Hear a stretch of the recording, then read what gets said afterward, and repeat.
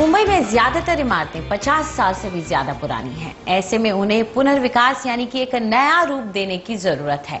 लेकिन पुनर्विकास आसान काम नहीं है। इसमें मकान मालिकों और बिल्डर के बीच के मतभेद दूर कर सबको साथ लेकर चलना टेढ़ी खीर साबित होता है। ऐसे में सेल्फ रीडेवलपमेंट एक विकल्प के तौर पर सामने आ रहा है। बोरीवली की ये 7 मंजिला इमारत कुछ साल पहले ऐसी नहीं थी। इसकी जगह एक खस्ताहाल बिल्डिंग थी। कई बिल्डरों के साथ जब इसके पुनर्विकास की बात नहीं बनी तो सोसाइटी के सदस्यों ने इसका पुनर्विकास खुद करने का फैसला किया। बिल्डर के पास अप्रोच किया, टेंडर फ्लोट किया, एडवर्टाइज दिया, एडवर्टाइज नहीं through mouth publicity. Builder came forward, builder लोग आया, पर लोग वो बोले लहान छोटा प्रोजेक्ट है, जमीन छोटा है, उनको प्रॉफिट मार्जिन कम होगा, तो आणि दे offer us only 5 to 10%. That negligible. That's why मतलब कुछ मजा नहीं इसमें। इमारतों के पुनर्विकास को अपने दम पर करने का चलन मुंबई में काफी लोकप्रिय हो रहा है। सोसाइटी अपने हाउसिंग कॉम्प्लेक्स के पुनर्विकास के लिए लोन लेती है और काम के लिए खुद ही ठेकेदार चुनकर पुनर्विकास करवाती है। इसमें बिल्डरों का दखल नहीं होता और सोसाइटी को सारी सुविधाएं भी मिल जाती हैं, जैसे अतिरिक्त FSI और TDR। हर सदस्य को कम से कम 35 से 45% ज्यादा एरिया मिलता है। बिल्डरों पर निर्भर नहीं रहना पड़ता। समय पर काम होने के ज्यादा आसार होते हैं। खरीदारों को अपनी पसंद के अलावा फ्लैट बेचे जा सकते हैं। इसमें आयकर भी लागू नहीं होता। मुनाफे के पैसे सोसाइटी के पास ही रहते हैं और देखरेख की लागत काफी कम हो जाती है। सेल्फ रीडेवलपमेंट में हम बिल्डर को ये सब नहीं सौंपते हैं। हम क्या करते हैं कि सोसाइटी जनरल बॉडी पास करती है कि एक रेजोल्यूशन, हम सेल्फ डेवलपमेंट में जाएंगे, लोग अपना थोड़ा सा अमाउंट कंट्रीब्यूट करते हैं, एक आर्किटेक्ट को अपॉइंट करते हैं, आर्किटेक्ट पूरा प्लान तैयार करते हैं कि 2.57 FSI होता है तो उसमें से कितना बांधकाम हमें चाहिए, कितना बांधकाम हम बेच सकते हैं, वो प्लान तैयार करते हैं, अप्रूव करते हैं, BMC से अप्रूव करके लेते हैं। उसके बाद एक कॉन्ट्रैक्टर हम नियुक्ति करते हैं। उस कॉन्ट्रैक्टर विद मटेरियल होता है, विदाउट मटेरियल होता है, मटेरियल भी हम खरीद के दे सकते हैं। और उसके बाद उस बिल्डिंग को होते जो एग्जिस्टिंग मेंबर है उनको तो अपना फ्लैट तो मिलते ही है। जो फ्लैट एक्स्ट्रा बनती है एडिशनल FSI की वजह से, उसको मार्केट में आप बेच सकते हैं। वो जो पैसे आते हैं उससे आप जो लोन लेते हैं या आप कंट्रीब्यूट करते हैं उसको निकाल सकते हैं। फिलहाल मुंबई जिला केंद्रीय सहकारी बैंक या MDCC बैंक जमीन गिरवी रखकर उसके बदले निर्माण के 85% तक पैसे का लोन देता है। साथ ही निर्माण की प्रक्रिया में भी पेशेवर सलाह देता है। दूसरे बैंक भी अब इस पर विचार कर रहे हैं।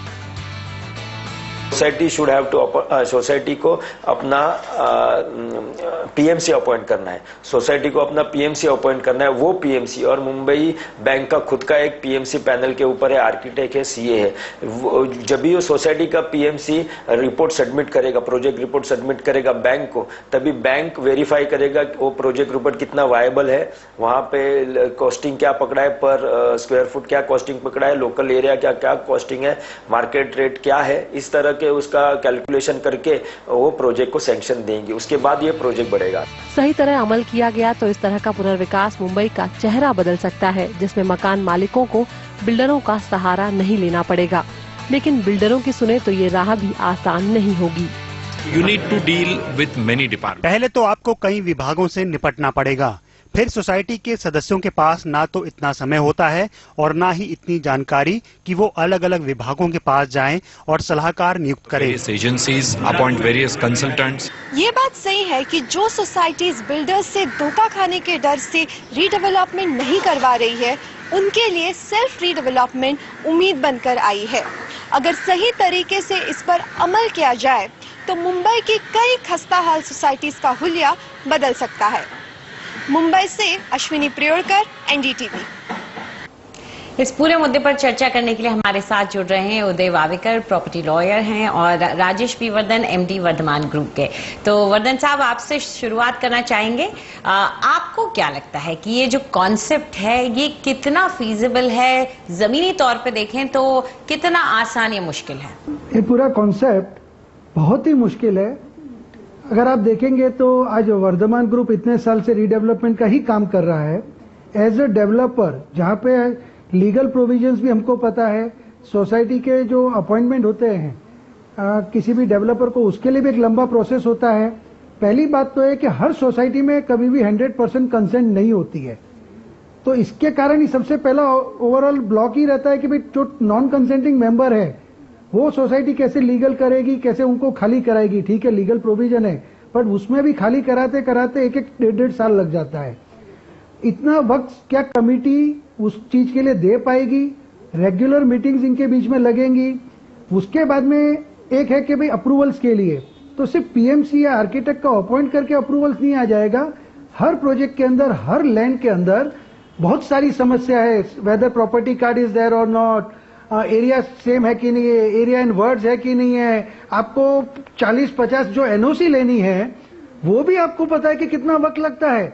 जो डेवलपर आज की तारीख में इतनी एनओसी से परेशान है, जहां पे उनको सब पता है तो भी काम नहीं हो रहा है, तो क्या सोसाइटी की कमेटी वो काम कर पाएगी?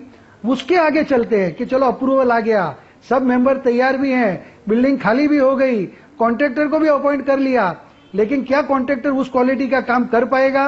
कौन ऑर्डर देगा? क्या होगा? वो इम्प्लीमेंटेशन प्रैक्टिकली पॉसिबल नहीं रहेगा। चलो उसके आगे भी चलते हैं कि कुछ पॉसिबल हो गया, सोसाइटी के अंदर से इतने लोग टाइम दे पाते हैं, कुछ कर पाते हैं, तो क्या जो फ्लैट है वो सेल होंगे नहीं होंगे?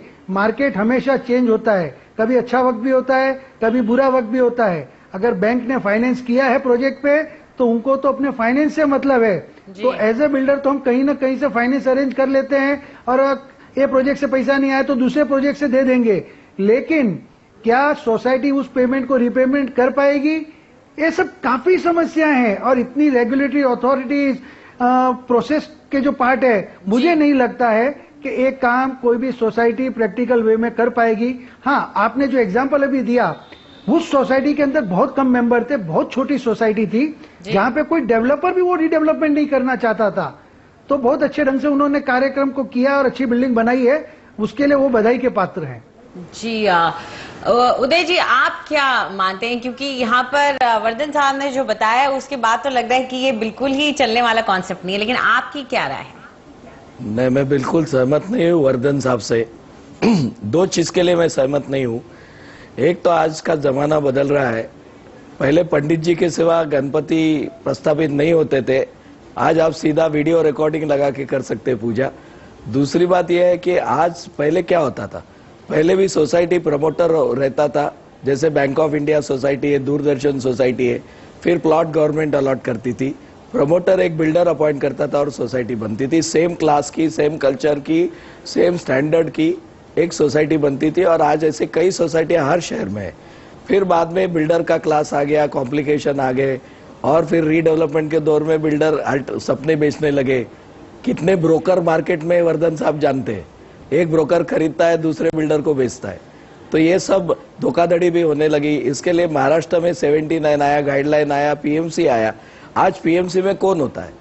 आज पीएमसी में आपके पास आर्किटेक्ट होता है, स्ट्रक्चरल इंजीनियर होता है, आपके पास लॉयर होते हैं हमारे जैसे, और आपके पास प्रभु साहब जैसे सोसाइटी कंसल्टेंट होते हैं, और आपके पास सारा एक्सपर्टीज अवेलेबल होता है पीएमसी में। उसके बाद भी आप कहते हैं, वर्धन साहब कहते हैं कि लाइसेंस कैसा करोगे, आप अप्रूवल कैसे लगे? आज बिल्डर को नहीं मिलता तो सोसाइटी को कहां से अप्रूवल मिलेगा?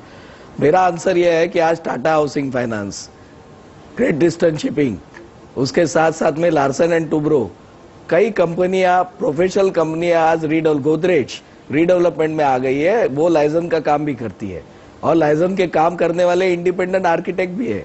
आप भी आखिर आर्किटेक्ट को ही अपॉइंट करके लाइसेंस कर लेते, खुद तो कुछ नहीं करते, कोऑर्डिनेट करते।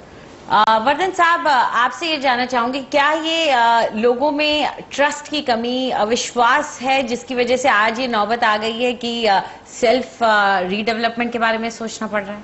नहीं, ट्रस्ट की कोई प्रॉब्लम नहीं है। पहली बात, जैसे ए स्कीम में भी बताया गया कि कोई डेवलपर काम नहीं कर रहा था, तो ये मुद्दा आया।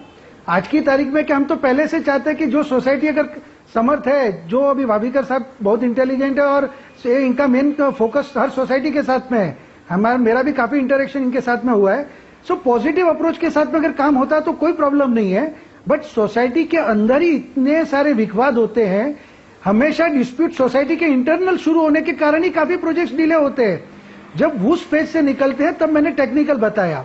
ठीक है, आज की तारीख में अपन बात कर रहे हैं कि भाई पीएमसी आर्किटेक्ट अपॉइंट करके सब हो सकता है, तो आज जो बिल्डर लाल फीताशाही के खिलाफ कल पूरा भारत बंद रखा हमने, और जो प्रोजेक्ट अप्रूवल्स और सैंक्शन हमको खुद को नहीं मिलते हैं, जिसके खिलाफ हमने इतनी बड़ी आवाज उठाई, तो वो क्या सोसाइटी वाले मैनेज कर पाएंगे? प्रैक्टिकल बात मैं बता रहा हूं, अगर कोई इसमें कोई वो नहीं है, अगर सोसाइटी कर रही है तो मैं खुश हूं, क्योंकि आज की तारीख में बंबई में इतना पोटेंशियल है कि पूछो मत। लेकिन हम खुद इतने सब रीडेवलपमेंट कंप्लीट नहीं कर पा सकेंगे। उसके बाद में भी जो इंपॉर्टेंट मुद्दा है कि एक्ट में कितने चेंजेस आते हैं। अभी मैंने एक प्रोजेक्ट लिया था मलाड के अंदर, जो खाली हो गया, डिमोलिश हो गया, और सुप्रीम कोर्ट का कोई नया जजमेंट आ गया कि 6 मीटर एक्सेस प्रॉपर होना चाहिए। क्या सोसाइटी उस चीज को संभाल पाएगी? अभी प्रोजेक्ट खाली कराया नहीं और टीडीआर के रेट्स बढ़ गए। रेडी रेकनर रेट जो पहले 2008 के हिसाब से लेते थे वो 2015 के हो गए। तो जहां पे मैं 1000 रुपया प्रति वर्ग फीट के हिसाब से पेमेंट कर रहा था गवर्नमेंट को, रेडी रेकनर रेट के बेस के ऊपर एडिशनल एफएसआई का वो 5 टाइम्स इंक्रीज हो गया। यहाँ पे मैं उदय जी से पूछना चाहूंगी, वर्धन जी, मैं संभाल पाया हूँ। समझ रहे हैं कि बहुत सारी दिक्कतें हैं जो आपको हैंडल करनी पड़ती हैं। उदय जी, कहीं ना कहीं ऐसा आप नहीं मानेंगे कि इतने सारे लोगों को एक जगह लाना और उनसे ये काम कराना, अलग अलग ओपिनियंस है, अलग अलग थिंकिंग है, मुश्किल है? अंजलि, मैं कहूंगा कि पहले के जमाने में दिक्कतें नहीं होती, अब क्यों हो रही? सवाल यह है कि हम अगर साथ में आए तो कोई भी मुसीबतें दोनों तरफ से है। जैसे अभी वर्धन साहब ने कहा कि सोसाइटी में असहकार होता है, बिल्डर के पार्टनर्स में कितना असहकार होता है। पार्टनरशिप के डिस्प्यूट के कारण बम्बई में कई रीडेवलपमेंट प्रोजेक्ट, जो 3 केसेस मेरे पास है, मलाड की केसेस है, मलाड साना की, जिसमें बिल्डिंग कंप्लीट हो गया, ओसी नहीं लाया, बिल्डर ने कहा मैं पोजीशन नहीं दे सकता, पार्टनर में डिस्प्यूट है, जाके स्टे ले आए कोर्ट से, और लोग रास्ते पे थे, उनका अल्टरनेट रेंट बंद हो गया। वैदेही आकाश का वर्धन साहब को पूछो क्या हो गया। वैदेही आकाश के लोग रास्ते पे आए, उनको रेंट बंद कर दिया था। आखिर हाईकोर्ट ने फैसला देके नए बिल्डर को लाया गया, रुस्तम जी अंदर आ गए, और फिर भी जिन्होंने खरीदा नया फ्लैट तो वो तो आज तक उनको कोई मिला नहीं। तो दिक्कतें दोनों तरफ है। सवाल है कि हम सकारात्मक रीता देखिए, सहकार की रीत्या देखेंगे तो ये क्यों नहीं हो सकता। वर्धन साहब खुद कह रहे हैं कि हो सकता है। वर्धन साहब को इतना ही है कि वहां वो डेवलपर नहीं बनेंगे, शायद कॉन्ट्रैक्टर बनेंगे, बस चीज एक ही है। आखिर आप सोसाइटी के लिए काम कर रहे हैं, अगर मिलजुल के करेंगे, थोड़ा मुनाफा अगर कम करने का देखेंगे तो जरूर होगा। ये सवाल मुनाफे का है। वो कहते हैं 1000 रुपए का 1200 रुपया फुट रेट हो गया, हमारा मुनाफा कम हो गया, कैसे मैनेज करूंगा। बट जहाँ सोसाइटी में मुनाफा नहीं देखना है, बिल्डिंग कंस्ट्रक्ट करके वापस देना है, अच्छी तरह देना है, अच्छा कंस्ट्रक्शन करना है, तो वहाँ सवाल नहीं आएगा। जी बिल्कुल।